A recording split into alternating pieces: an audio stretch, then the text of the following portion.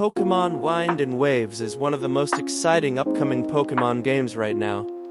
After playing several recent Pokémon games, I feel like this game might finally give us the balance we've been waiting for.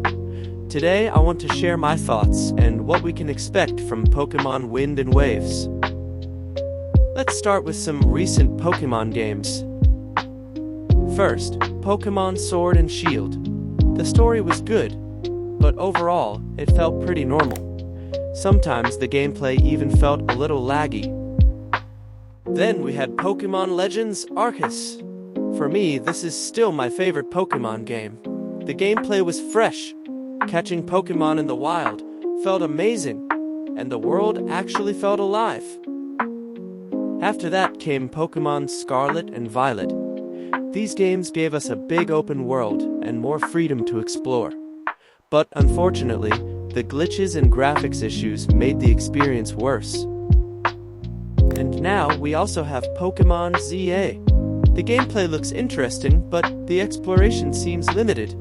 It feels like we can't fully enjoy the wild Pokémon environment. That's why Pokémon Winds Waves looks very promising. From what we've seen so far, it might combine the best parts of all these games. It feels like the developers are trying to create a Pokémon world that sits somewhere in between all these experiences. The exploration looks bigger and more natural, almost like a Pokémon version of an open adventure world.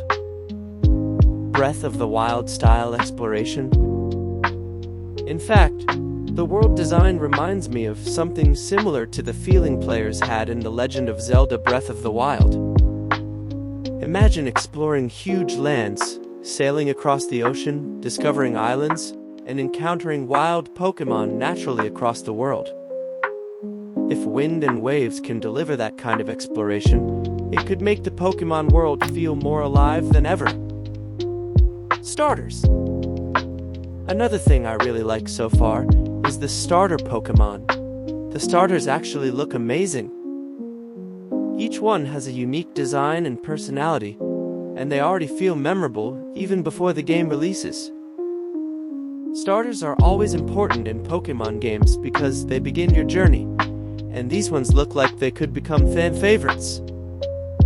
What I hope the game delivers? So here's what I hope Pokémon Winds Waves will do.